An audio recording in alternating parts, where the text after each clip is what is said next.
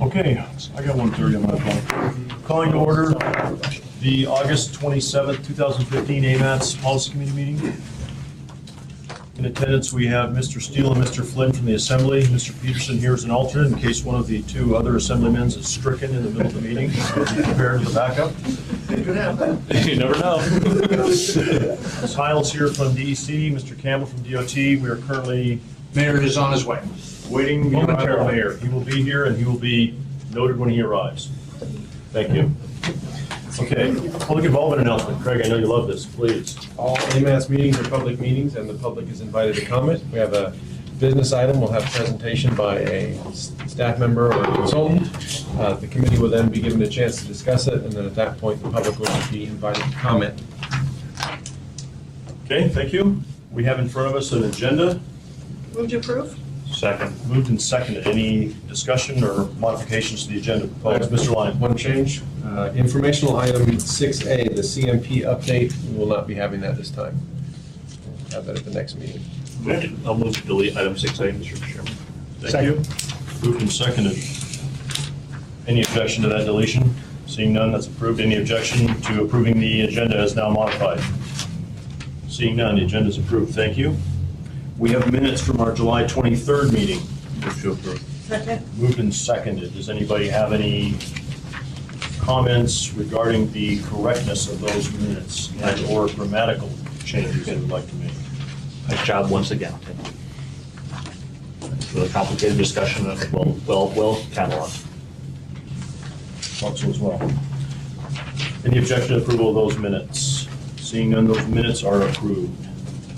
We will now move to our first business item, which I'm gonna,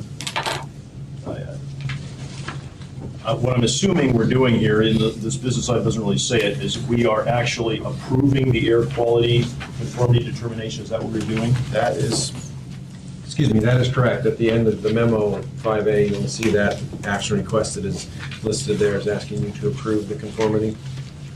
Okay. And so this is no longer the review public draft. This, I assume, is the final. Final approval.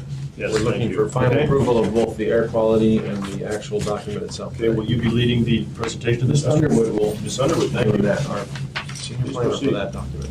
Thank you, Mr. Chair. For the record, my name is Vivian Underwood. I'm a senior transportation planner with the Uni and staff to AMATS. You've seen this document before. It is the air quality conformity determination for the companion interim 2035 MTP. And it was released for public review and comment for a 30-day period. We received 2 comments from one person on this document, and they had to do with the levels of, concerns over the levels of carbon monoxide and benzene. And another comment was to, a suggestion to offer bus passes to low-income people to help with those levels. But at the last Technical Advisory Committee meeting, Mr. Morris explained that those really are not of a concern anymore. And as we have a presentation by Ann Schleifer later today that will also address that. So the AMATS Air Quality Advisory Committee met also on August 11th and passed a recommendation in support of this determination. So this document does confirm the continued eligibility of Anchorage's limited maintenance area status for carbon monoxide and PM10, and documents the transportation control measures required by the SIP continue to be implemented. We're coming before you today to ask that you please approve this document, and it needs to be approved before we can approve the document itself. Does anybody have any questions? That's a great question. Let me start with the public. Does anybody from the public wish to ask any questions of Ms. Underwood on this topic? No, okay, let's move to the policy committee. Mr. Steele? No questions. Mr. Flynn? I do have a question, actually. Thank you. Maybe not reading through this, I'm a little perplexed by the first paragraph Of the memo or the document? of the memorandum. You, following the bold section, it reads that projected transportation emissions will be under the emission budget established in the SIP. LMAs do not have set emissions budgets. So to me, that seems to be a contradictory set of statements. And by the way, the word budget to describe emissions, I think, is a terrible term, but I'm sure that somewhere federal rules make us use it. As I understand, there are standards that we have to be under. We no longer have a budget, is that correct? And so we are below, maybe I didn't say it, we are well below the standard, but we don't have a budget. And that, probably Ms. Heil could help me explain that a little better, but that's probably the extent of it. I read it 3 times and it never made sense to me. It's awkward. What it is I'm trying to say is that because we're a limited maintenance plan now, we use the air quality monitoring data. We use data, not modeling, I got it. In order to show that we're meeting But- our commitments. But what we say in this document is we'll be under the budget, but we don't have a budget. Well, yeah. Easy to be under it. I mean, something is not They working. should have had the budget in there. It just says we should have the air monitoring data is used rather than modeling, and then left it at that.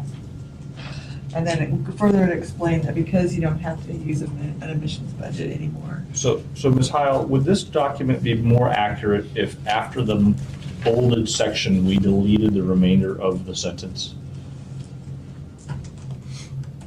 Yeah, but the memo doesn't really do anything because it's the I understand. Burning documentation and actually goes to FHWA. I understand, I'm just sort Yes, of a yes, it geek. would be more. It would be- Thank you.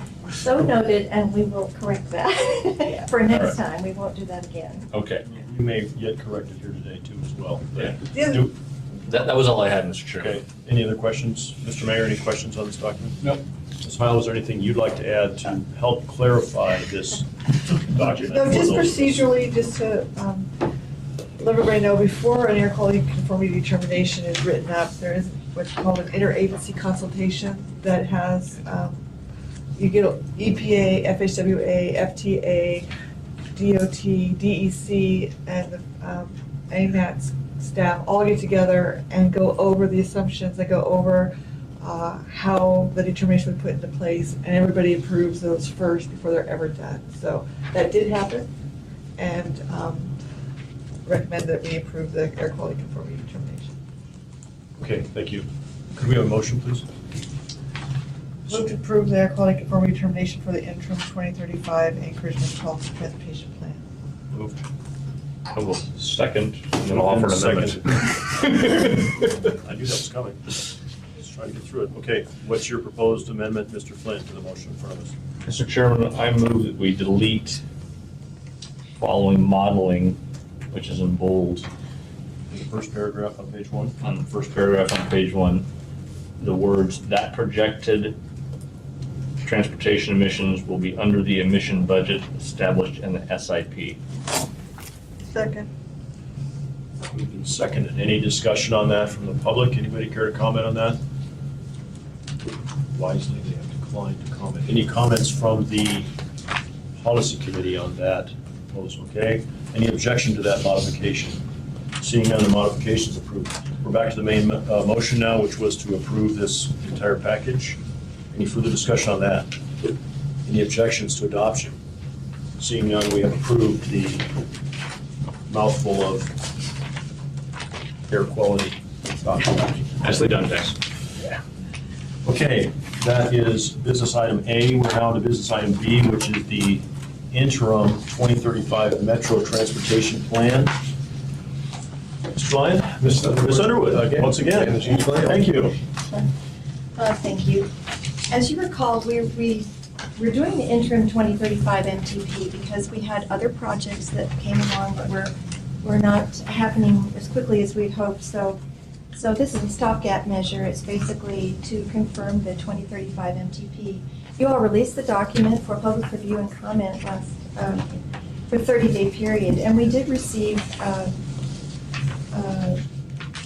good comments. We had 101 different people provided over 800 comments on several different issues on this draft. And most of the comments centered around the northern access to UMed Road and also the Kinnickarn Crossing, support of Spenard Road project, and support for bicycle infrastructure. I think there was some misinformation that was spread about the purpose of the meeting, but that all worked out. It was great. We welcomed everybody and they appreciated the opportunity to be heard. So what we did, in your packet, you have a summary it's a public involvement summary that breaks down the comments that we heard by category and by stance, just so that you can get a sense of the flavor of the passion, really, that people have about some of these projects and their interest. And it's interesting to note that for the people who were in support of the projects, their comments centered around basically 11 to 12 different issues. The people who opposed the road projects, those two major road projects, their comments centered around 22 to 23 different issues. So there was a real breadth of discussion that we heard. And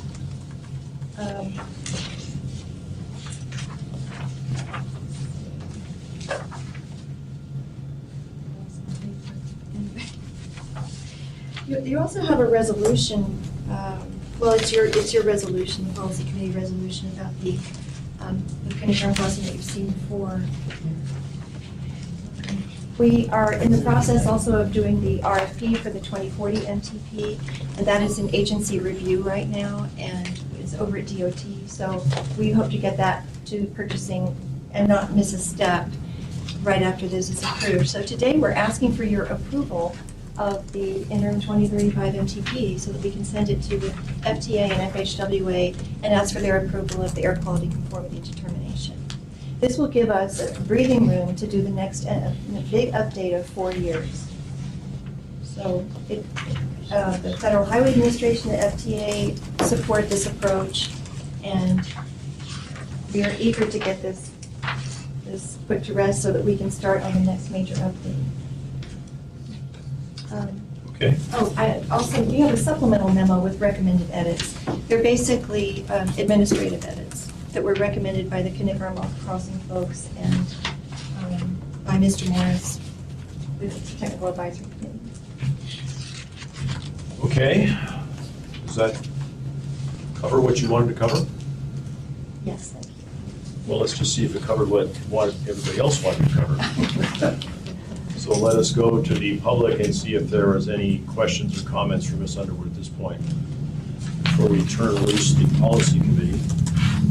I guess I'd like to make sure that we understand that this document is a continuation of an existing document that's already in place, and it really was not released with the idea that there were going to be substantive changes to it. The only changes that were put forward were not editorial, but were time-lapse changes where things had changed over the last couple of years since we had done the original document. But there was no intent to change the substance of this document, and as such, a lot of the comments we received were, while important for a future discussion, are probably not specifically incorporated in this document because we really are not intending to change this document. Is that correct? That's correct, but we are going to use all of that public input for the 2040 initiative. Exactly. It's not wasted. Right. Thank you. With having said that, Mr. Steele, would you like to inquire any further, Ms. Underwood, on this topic? I don't. I'm glad to see that, just as a comment, the support for Spenard Road. Yes. I find it refreshing to find support for almost anything. And I didn't go to this, so those are not my comments. Great, thank you. Mr. Flynn? Thank you, Mr. Chairman. And I do want to reiterate your point. This is essentially our administrative effort to keep ourselves in compliance with Correct. with the federal guidelines. Ms. Underwood, does this represent the public hearing on the 2035 MTP refresh, and therefore, following this meeting, we're done and we send it off to FHWA? Yes, sir. Okay, that's what I thought. Just want to make sure that was cleared.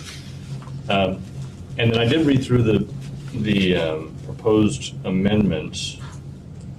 And I had a question specifically about number 3, adding the bullet mark, retain Kabata to operate the constructed facility and collect tolls. Can you help me? Obviously, I wasn't at the TAC meeting. What was the basis for that recommendation? Oh, that came from the kindergarten crossings, Judy. Shocked, Doherty. yeah. Hi, Judy. Well, that's from legislation, correct? Oh, it's Actually, people. help answer. Sorry, Aaron McNally, AMATS Transportation Planner with the OT. That information is already in the interim MTP. There was just not a bullet point attached next to that sentence. And so they were asking us to add the bullet point so people could clearly see that. So when we were doing this document, it was already part of that list. It was just kind of hidden amongst other things. So that's all they were asking I read for. through this, I didn't see that. It's on page 7A-1. No, it's not on 7D. I don't see it either. Yeah, it's 7A-1. No, that's where the recommended amendment is. Where is it elsewhere in this document? Well, that's the place that it's at. All of the kindergarten crossing information is in one chapter. It's 7A. And on the first page of 7, so on this very first page here where the kindergarten crossing is, under the financing plan, you'll see 3 bullet points. At the very end of the last bullet point is the sentence about retain Kabata to operate the constructed facility and collect tolls. So are you suggesting that there should be a bullet point in front of the word retained? in that, Yes, And it's not correct. shown currently in this document? That is correct. Because we have not yet adopted that as a recommendation. Yes. So does that explain it, Mr. Flynn? They're suggesting they want a blue bullet square in front of the word retained because it's kind of a separate sentence. It's not, Yeah, I got it. okay, all right. Sorry for the confusion.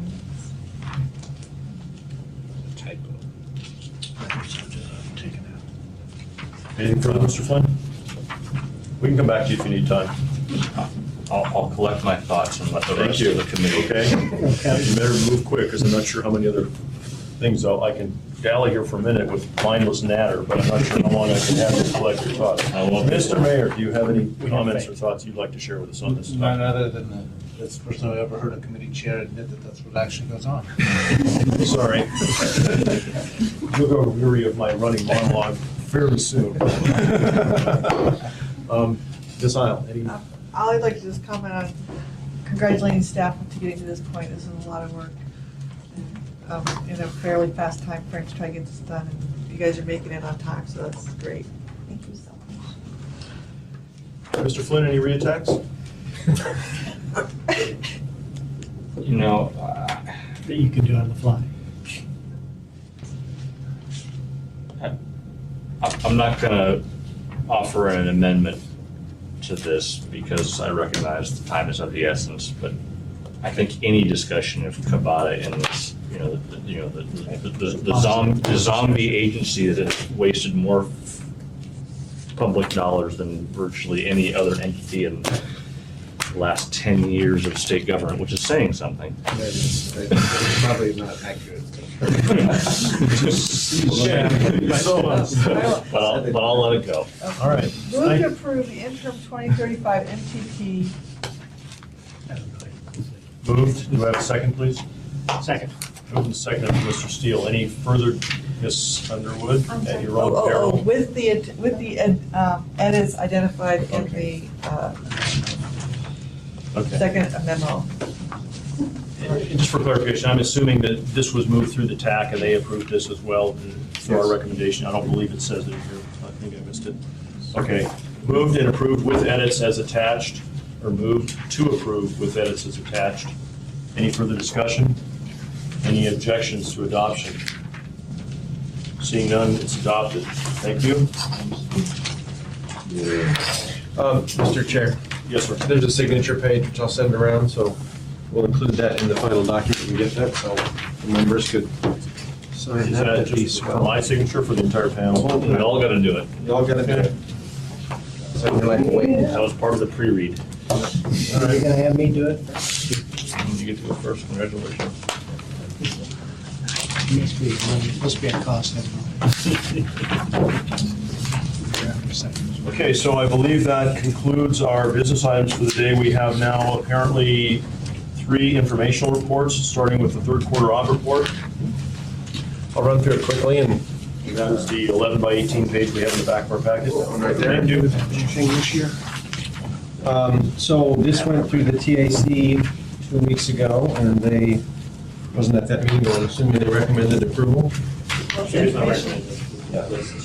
are 2 changes from that version that went through the TAC, just with the manner of how things happen here at the end of the federal fiscal year, and as we're trying to get things constructed, et cetera, things have changed just for the last TAC meeting. So I am happy to report, however, that for the most part, all the projects that we were planning on getting obligated in this fiscal year we have done so.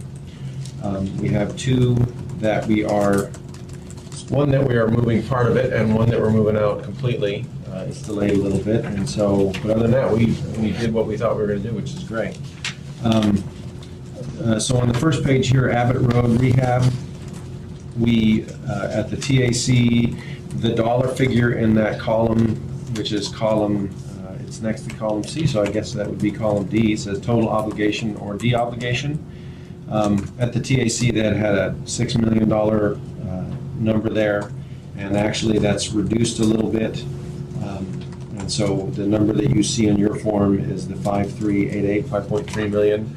So the dollar figure that we're looking to obligate this year is just a little bit less than the TAC just saw. And that's just, again, as we get to the end of the fiscal year and we're trying to crank things out, that just was, we realized a little bit less was needed. You'll see in that next column, the advanced construct showing there of 6.7 million. As we get to the fourth quarter report, that number will probably change a little bit. What we'll do with that is making sure at the fourth quarter, at the end of the fourth quarter, you have to be balanced completely to the penny. Whereas in the third quarter, you're looking at balance within 5% of the obligation, and the first quarter is, even more so. You still got room. So when we get to that fourth quarter, the next time you see this report, that advanced construct number will be a little different because we'll use that to balance the program. A few steps down, you will see C Street Ocean Dock Access Ramp Reconnaissance Study as a project that we had in the tip for 2015. That is going to slip till 2016. So we got towards the end of the year, the ability to get that obligated and get a project manager named and all that sort of stuff. Just other priorities jumped in, and so that project, that beginning project, that reconnaissance study will slip a little bit there.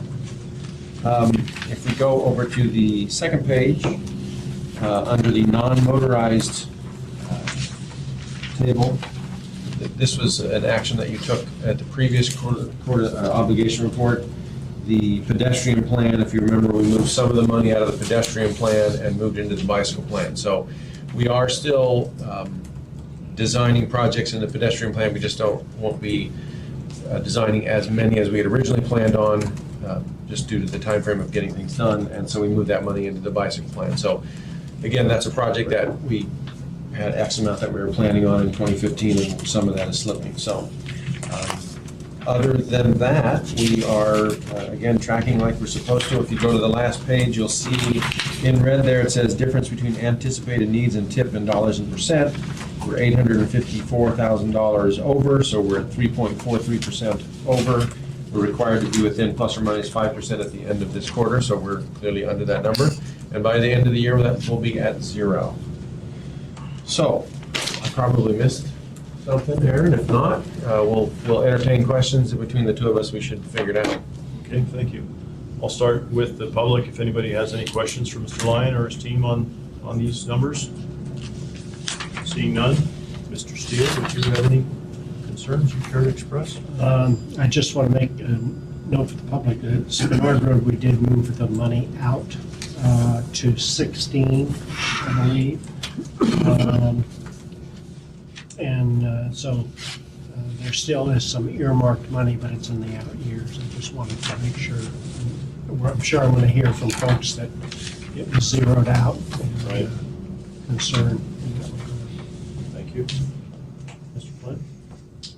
Just for process stuff, Mr. Chairman, so is the anticipation we'll back some of the AC out of most likely Abbott in order to get to zero by year end? That's the plan. Yeah.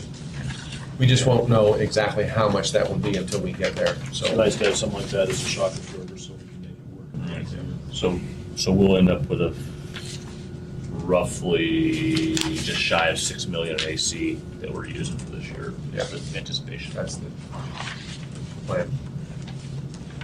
A little high for my taste, but okay. It's coming down. It's better than it was. I'm a dedophobe. Let's pause it. It's trending in the right direction. That's something, yes. Okay, there you go. Mr. Mayor? No, thank you. Ms. Heil? Yep. Okay. Yeah, I'd like to echo that this is, represents a lot of people's work to get this program out every year, and I appreciate certainly everything the staff has done to help report this information. I realize that sometimes you guys take the brunt of hostile questioning, and you're not necessarily the people that are accomplishing or not accomplishing these tasks. So thanks again for bringing this forward and letting us chew on it here. And I know it's a lot of work. Let's extend our thanks to everybody else that is involved in this. So thank you. On to the STIP update, item C on our list currently. Your Central Region Planning, Highway Planning czar, Mr. Post is here to present this. Here you Sure, go. that's not actually his job title. Isn't that the title? No. I missed. Well, you can change that, can't you, Mr. Chairman? Maybe so. I'm the Surface Transportation Planning Manager for Central Region. I like his title better. And I will keep this presentation brief, kind of commensurate with the amount of time that's left for comment here, since it closes at 5 o'clock today, actually. And we have been coordinating with staff. We met with staff previously. We've previously met with the AMATS Technical Advisory Committee, so I'm hoping that comments are in the works. This is a presentation on a STIP. We do a STIP once every 4 years. The STIP, of course, has to include basically all projects that receive federal highway or FTA funds within the state of Alaska. And I guess one of the things that's significant for the MPO is that the STIP also programs the MPO allocation. So the funding that is directed towards projects in the TIP actually is also programmed to AMATS within the STIP. Our funding, of course, comes from FHWA, and FHWA's most recent transportation authorization bill, which is a bit dated now, MAP 21, dictates the flavor of money that we get. And you'll see that the vast majority of money there is National Highway Performance Program funding. That's funding that goes to our national highway system, which traditionally have been the roads like the Seward Highway and the Glen Highway, Minnesota, and some of the other ones around town. Have been expanded recently. So you'll notice that the vast majority goes to that. The STP funds, which includes funding for the MPO, also includes funding for a number of other roads throughout the state. Basically, if it's not on the NHS, it's coming out of this smaller pot of money. And that pot of money also funds track and a number of required programs within the STIP. Then to round out the final two of the four largest pots of money, we have a Highway Safety Improvement Program. That's a program where we look at the data that reveals where there's the greatest opportunity to go ahead and save lives and reduce major injury accidents with engineered improvements and such. And then lastly, we have the congestion mitigation air quality funding at about 25 million. I think everyone knows FHWA funds are, for the most part, use it or lose it funds. You got to use it in any given year. Program it in a given year to basically dedicate those funds for the specific tasks that are identified within the STIP or TIP. They can't be carried over to the next year. You can't bank that. In addition to the funding focus on the national highway system, MAP 21 did go ahead and dictate that there was a number of performance measures. And that plays in here because MAP 21 also allowed some flexibility in the ability to move funds between different programs. But right now, we don't know what the performance measures are for all of these requirements here. They're still in the process of being developed. And so there's a reluctance on the part of DOT necessarily to go ahead and start shifting money away from the national highway system. This is one instance in which FHWA really did put teeth within the recommendations too. Oftentimes, the recommendations were encouragement, there were goals, there were desires in the past. This time around, they really have repercussions if we miss those performance measures. We might be required to take some of that STP flexible monies and focus those monies on specific areas that would allow us to meet the performance targets. And then if we were still unable to, we might actually have to come up with larger than the 10% 90-10 split that we have with FHWA funds. So bring more money to the table is what we might be required to do. So there's repercussions for us missing those NHPP performance measures. And MAP 21 did go ahead and expand the national highway system. It used to be just the roads in the red here, and it has since been expanded to include basically all principal arterials, those roads in yellow. So, for example, Boniface and Northern Lights, Diamond, I think that's C Street there, and the old Stewart Highway as well are now a part of our national highway system. So more money, but more roads that we're going ahead and trying to fund with that money as well. I guess I went into the national highway system to a great extent because you'll notice on your project list that I think you have in front of you here, the majority of projects there, essentially all the projects there are national highway system projects.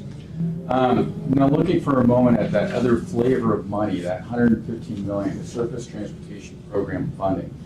That's split up a number of ways. This largest amount of money, roughly 44% that's available to any area of the state. The majority of those funds within the STIP are actually going to a number of required programs. Although I will say that the required programs do include pavement and bridge rehab as well. And so that is kind of a standard that can be adjusted based upon need. The other pot of money you want to take note of here is this red pot of money. I apologize that you can't really read it that well. That's supposed to be dedicated to basically those regions that are those urban areas of 200,000 population or greater. And so there's only one such area in the state, of course, that happens to be Anchorage. And so that happens to be basically the allocation, the AMATS STP allocation that funds the TIP that you guys just saw the obligation report on. And then there's an additional 1.2 million in CMAQ funds that goes to AMATS as well as a part of the TIP. So those are 2015 levels. It's essentially we're carrying the 2015 levels forward through the 4 years of the STIP, just anticipating continuing resolution. At some point in time, that will likely change once the next highway authorization bill is passed.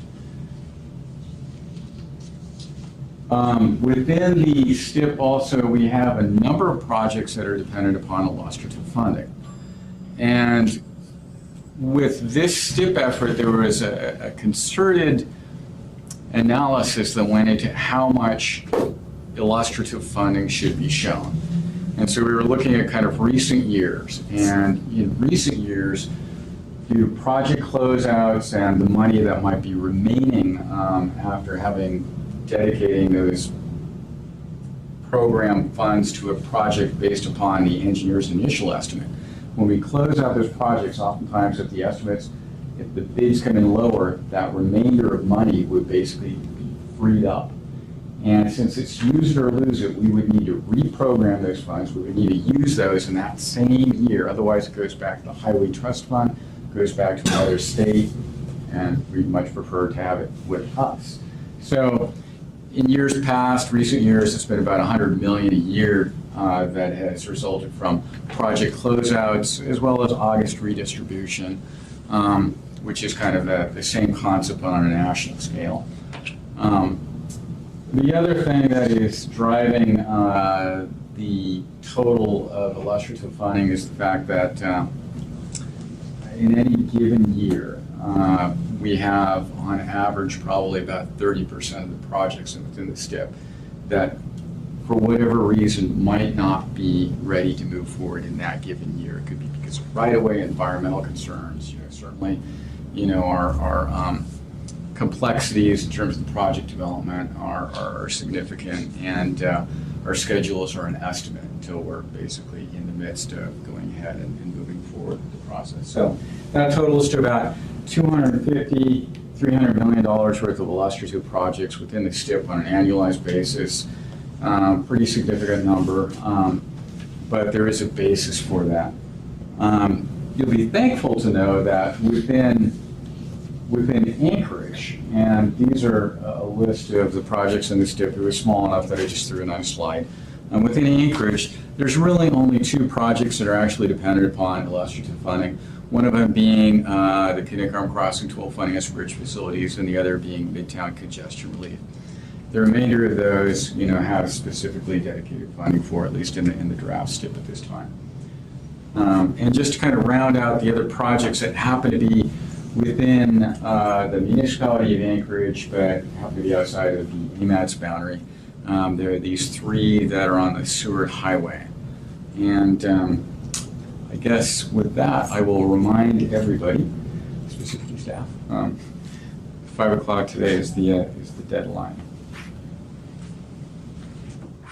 Thanks, Dave. And I guess I want to reiterate, this probably is the appropriate time to render comments to Dave about your thoughts on the STIP, but he's making it available. If you do want to send those comments, I'm sure there's web links available and other ways you can do that. Does anybody from the public have any questions on the general topics that Dave brought up here in terms of what's going on? No. I'm sure there's some that the policy committee has. Mr. Steele? I don't have. It sounds reasonable to me in terms of all those particular items. It just enhances my knowledge base. So. Mr. Flynn?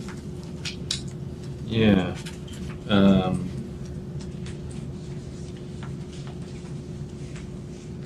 Trying to quickly leaf through my MTP. Come back to me if you don't Sure. mind. No problem. Mr. Mayor? I'll speak slowly and decline, so Mr. Flynn has a little more time. Thanks for being a team player. Look how quickly you joined Slow in. learner. Yes, I am. I'm in like fast. that. Would be a helpful member. Ms. Heil, any? DEC submitted their comments to headquarters. I've got a couple things, Dave. I guess, I'm not sure how many people know, but the STIP in a sense is just our 4-year state spending plan for our anticipated federal funds. I mean, it's a quick way of saying that. It's an acronym that we toss around all the time in our business, and for those of you that aren't in our business, I wanted to just lay it out. It's a 4-year plan of how we're going to spend our federal funds. And when Dave talks about fiscal constraint, what he's really saying is we have to match the realistic amount of money we're going to get versus the realistic amount of money we think we can spend. So it's just a way of saying we can't overestimate too far either way. The other thing I wanted to explain a little bit of was illustrative funds. And those things, again, are a little bit of a magic dust for a budget, if you will, in that if you say you're going to spend $100 in a year, you're not sure you can spend all that 100, you may program an extra $50 in case one of those first $100 doesn't get spent.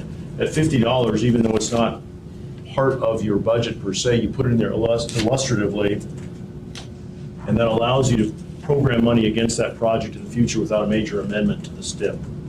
And so that's the reason that those things are put in there like that. So it's a little bit of a cushion in your STIP that allows you to shift money between those projects that are listed without going through the entire public involvement process, which takes quite often, I think, up to 90 days, doesn't it, to do a major mod on the STIP, Dave? 90 to 120 days. So when he talks about illustrative funds, that's it. And so the negotiating point we have with FHWA is how many illustrative funds can we and should we put in there? And so it's a little bit of a fuzzy line there. You know, we recognize that we can't deliver exactly every dollar we programmed, but we don't want to over-program with illustrative funds too much either to make it work. So a couple of explanations for those of you that may be interested. The final question I had, Dave, and this is a question, not a comment, is how does FMATS fit into this current plan at this point? I mean, they are not technically an MPO. Are they still getting MPO dollars, or how do they fit into that? They're not an MPO? No, they've got some. They are. They are grandfathered in, I believe, as an MPO, but they don't meet the technical requirements anymore for an MPO. So I was just going to ask if they're still receiving funding, and if so, how is that allocation calculated, and what component does it come out of? It comes out of STP funds. It's the same as the AMATS component comes out of. Correct. I'm not positive how it's calculated. It's roughly $8 million, I believe. On that one pie chart, FHWA allocates us STP funds based in part on community size. And so there's one element of those STP funds that is allocated towards communities that are between 5 and 200,000. And that's about 16 million right now. So I'm not sure what the formula was, but they are receiving approximately half of the funding that's eligible for communities of that size. And so is there any, I guess I'm going to be kind of self-centered here, is there any reason to think that they're stealing money from us by having that $8 million? Just put that, rephrase that, please. In those Weren't you the acting chair, Richard? I'm not on FMATS anymore, man. Yeah. I'm a South Coast Regional, no longer Northern Region Director. They are not. Okay. Because the money is allocated by size. So they're getting from basically something that we would not be eligible for. You know, Okay. that's where their money is coming from. So ideally, if we wanted to, if there was a way for AMATS to go ahead and solicit more STP funds, it would come out of any area of the state, which is 44% of the funds. But at this point in time, that would mean probably a reduction in a number of the projects that are listed as required, one of which is pavement and bridge rehab for the number of regions, which is pretty close to the total amount of that. I just know that FMATS is kind of in one of those weird places now where they wouldn't technically be an MPO if they were programmed today, but they're kind of grandfathered in, and I wasn't sure how that money was being allocated to them. But I guess you've explained it somewhat, and thank you. I don't want to. Actually, I do have a question, so you can. Yeah, I'm ready now. I got a real question. Can you go back to the next to last slide? No, that one. So the Midtown congestion relief, there's an annual appropriation attached to that? No. What we're showing, and I believe it's 6 million in illustrative funds, I want to say in 2018, I'm going off of memory, that would kick off a design effort, and that is basically the Seward Highway from 36th to 20th. There's not counting the interchange, which is broken out separately, the 36th Avenue interchange. It's going to go highway concept. Okay. This, Yeah, that's good. you just broached the topic that I was getting into. Go ahead. So it would seem that a project of that dimension, there's going to be regular appropriations in that direction? Well, the first hit of money is just design money, so it does, and that's in the last years of the STIP. So it's the 6 million for design is enough to carry us through 18 and 19 certainly, and our STIP only goes through to 19. So then we'd be looking at additional funding in the next STIP. But there'd be an expectation that you'd have regular funding for a project like that. Would that be right? We would not start it without that expectation, yes. Okay, and if you had an expectation, the one for the program known as the Garvey bond, where they Garvey bonded things, grant anticipated revenues, we could securitize those anticipated revenues. Garvey is a method that could be used to go ahead and fund any federal FHWA project, yes.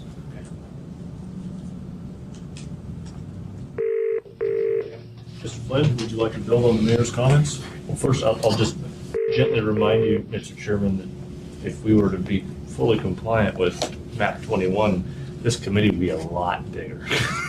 Mr. Sullivan would be at the table for starters. No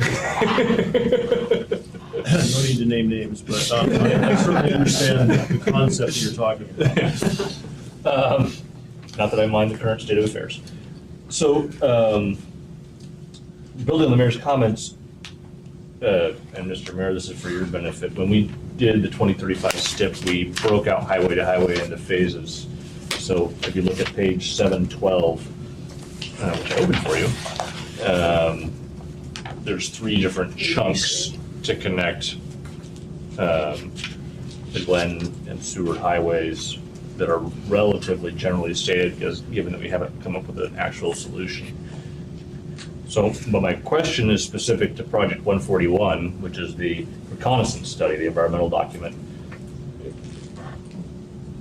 Is that, and I can't tell from this, is that going to be funded in the next couple, 2-3 years, or is that more illustrative in its nature? Well, there's 2 options for funding that. One is the STIP. Right. I One understand. is the TIP.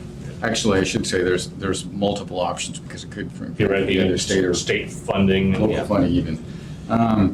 You know, it's not something that is in the draft STIP. Part of the reason that we focused on that 36 to 20th segment is because when the highway to highway project was actively moving forward, the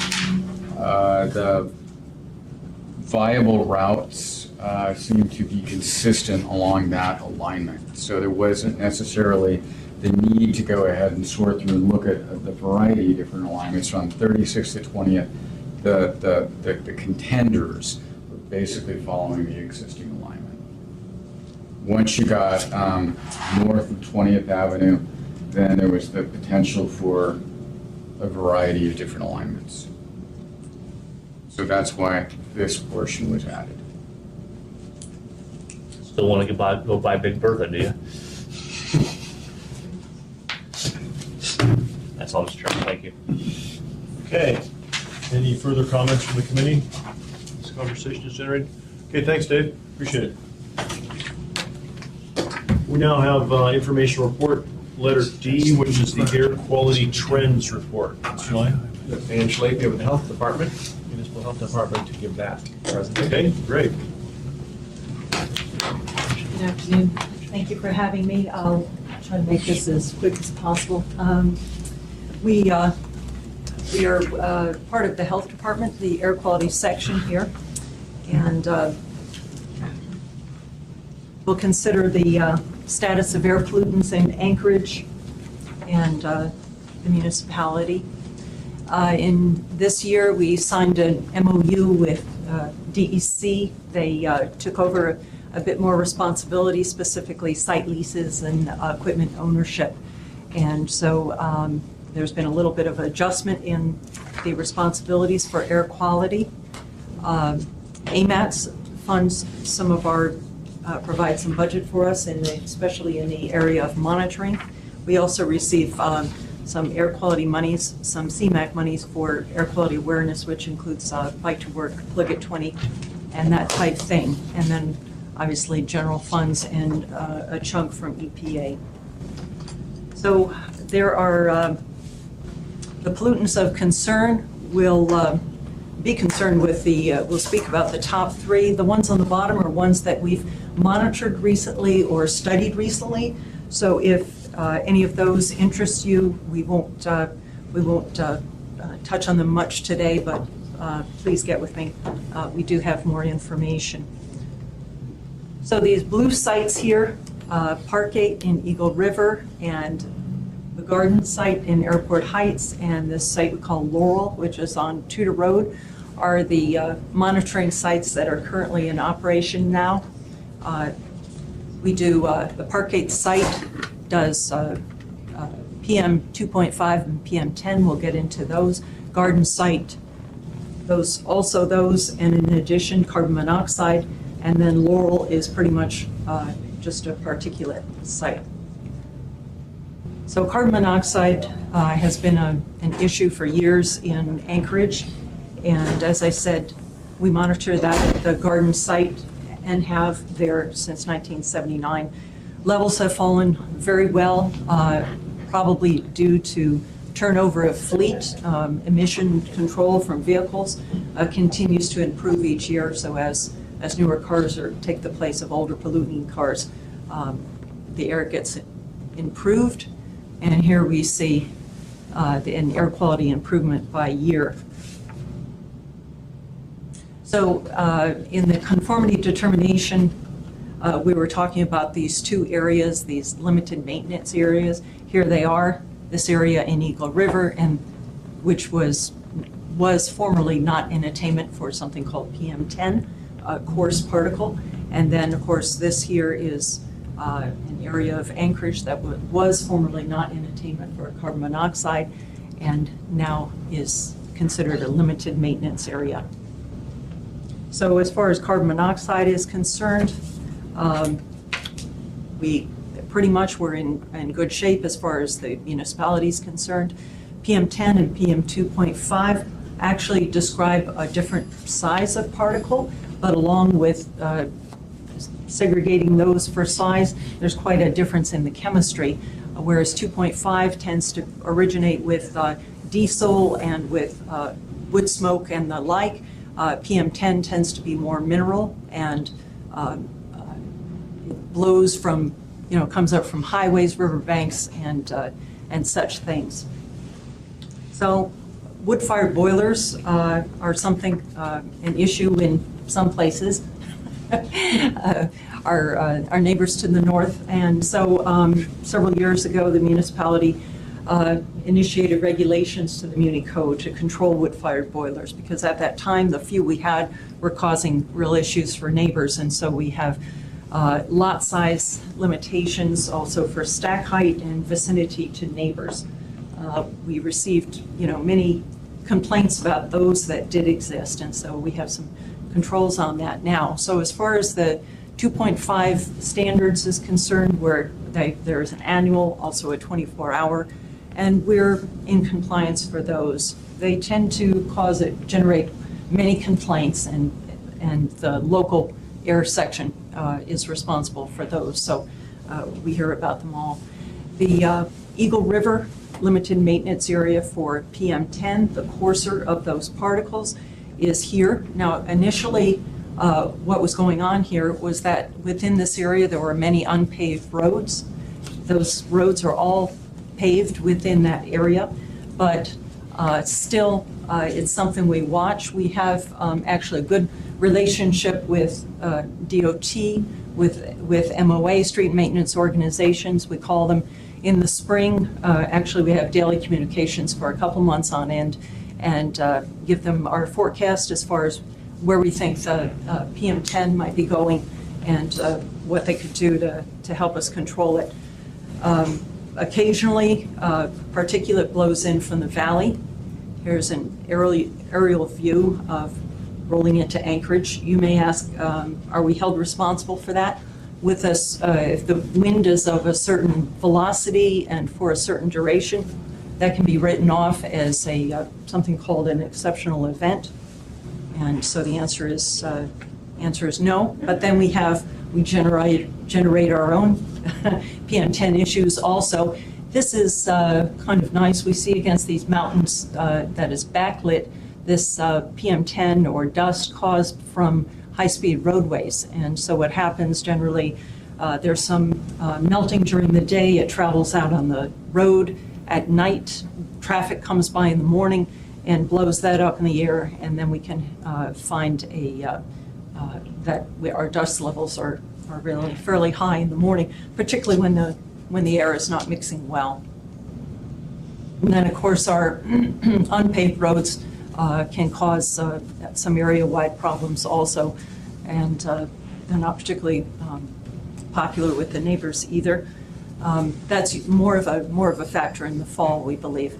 So the public typically says, well, why don't you just clean it up? Why don't you just sweep the roads? But that is sort of limited. For one thing, after roads are swept, it can take those particles and spread them across the driving lane, and then as traffic goes by, you might have a short-term effect. To what is done in some cases is the use of magnesium chloride with sweeping, and that is helpful. This is shows magnesium chloride. You see the dark surfaces there. It is hygroscopic salt that can be sprayed on roadways to kind of stabilize the particles, particularly in the at the side of the road where things really accumulate until a thorough cleanup can be done. So it's expensive. It's requires application, special equipment. It's no fun to store. But then again, we feel that it's important to maintaining our compliance with the standards. Eagle River, our Tudor site was recently replaced.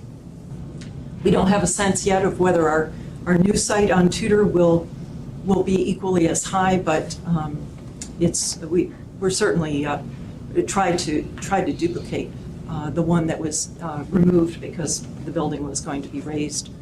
So even though Eagle River has the limited maintenance area, we have problems in Anchorage for PM10. Before that site, that Tudor site was taken down in the fall, we were very close to exceeding the number of times that one is allowed to have high levels without having repercussions. So as far as carbon monoxide is concerned, we're in fairly good shape in town, really. As far as the 2.5, it's something that certainly must be watched, particularly because of course, it saves individuals money on their heating bill, but yet it's quite a consequence for the neighbors. And you have too many homes heating with wood, it will cause issues for the entire town. PM10, it bears watching. It really, all we are allowed is 3 high days, 3 24-hour exceedances within a 4-year period, and then the 4th one is a violation. So it's a fairly restrictive standard, and so this is pretty much our status as far as this is concerned. Any questions? Thank you. Public, members of the public? Questions? Seeing none? Mr. Steele? No, interesting information. Mr. Flynn? Could we run back to the slide which showed the monitoring locations? Let's see, that, Right near the those were beginning. those on Tudor, and, yes, sir. I thought we still had Turnigan operating. When did that drop? No, we did last year, but the building was sold and they disinvited us. And the new owner didn't care to, which as you may recall, was historically our higher CO site. And so we would have liked to keep it. Okay. There's not a lot of commercial properties in that area, but Rustic Goat's open there. If you need help with dialogue, I'd like to see that continue. We were looking at the Boys and Girls Club, and it tends to be a little limiting where these monitors can go. They need a site that's protected, and I think there was problems with dripping and water, and we just couldn't find it. The equipment, of course, is expensive. We have tanks of air of different concentrations. We have quite a bit of stuff that we have to store. It has to be at the proper temperature. So these sorts of things tend to limit where we can be, and we don't pay a fabulous amount for use of the facility. So That's why some companies go to private properties as opposed to public, because we have to charge fair market value. Why did we drop the DHSS site? We have fairly low values. So it's been the funding, decline of funding, and then also if someplace isn't really meaningful, either the values are high or they tell us something about other things happening in the neighborhood, they'll get chopped. So Gordon's a nice site because we have been there since '79, and then if we run other kinds of pollutants concurrently, the two together sort of inform what's the source. Well, these two are rising together, so the source must be, and so that helps us at a site like that. Mr. Steele wanted to follow. Yeah, I would just wonder, are we looking for a West Anchorage site or a site in that part of town? I don't think at this point we are. We're a little, We don't have the money for it? Yeah. I'm sure. I like to point that out. Can you go back to the one before this? Before that? Keep going backwards. There we go. Okay. You guys, municipality took quite a cut in the air quality program, and we ended up having, at DEC, had to take a number of workload. And due to that, we're having to shut, in order to take over supporting the municipality monitors, we're having to shut down other monitors in the state because we can't afford it either. So Well, that's okay. you guys want to do more monitoring, Well, please, you can have more of your work back. we're a little thin, it looks like, so I'll just, We I'll are leave too, it we there. are too. No, I mean, in terms of how much monitoring we're doing. And that's not a criticism, it's an observation. Well, if we don't know, we just Yes. assume it's good. So in PM10 in Eagle River's been an issue for a while. And it was obviously an issue here in town. We addressed it here in town by paving parking lots and alleys and so on and so forth. I know they're putting more wrap and so on out in Eagle River. How close are we and they to getting even beyond an LMA and to the point where we don't have to check anymore? well, we came out, Eagle River came out well. That was part of the conformity determination for this document, for the Right. interim MTP. What I was cautioning was that Anchorage does not look, bears watching. It's by no means out of the woods. And what works well in Eagle River and works well with Anchorage in general is we send out this forecast each weekday morning for about 2 months in the fall, in the spring, and a similar, time if needed in the fall, and say, take a look, or can you treat? And so what would happen would be, this year, for instance, in the spring, the Old Glen, they might put down some mag on the Old Glen, as we saw. You'd see the control for several days, and then the treatment, and then it would be under control for a period. So that sort of communications with the roads people has helped us. And but again, the Tudor was our area where we were concerned in Anchorage, but it's not unusual. I imagine if we had another high volume road, it might be similar. So it's something that bears watching. Ms. Heil? Eagle River's limited maintenance plan was the first, we're on the first 10-year limited maintenance plan. We have to do 2 10-year limited maintenance plans before that designation will go away. The carbon monoxide area is on its second 10-year plan. But in Anchorage, we're on our second PM10 plan, right? We've never done a PM10 plan. We have been doing everything we can not avoid to it. go into non-attainment for PM10, which is why they've been doing these preventative measures. In the sense is, we had higher concentrations, we were violating, we got into an agreement with EPA that said if we went and proactively worked on not keeping the dust down by using palliatives, so we wouldn't have a violation, that would be a much better use of our money than having it to go into all the planning efforts. So we've been successful in A lot of- avoiding having to do all the planning requirements and becoming a non-attainment area. There's a lot of paved parking lots downtown that didn't used to be when I was a kid. Right, and so CO is less than 10 years. In less than 10 years, if we have no CO Well, problems, we we will graduate. become an attainment area, and we won't have to do anything regarding CO. Does the airport monitor? You don't want them to. Well, Trust me.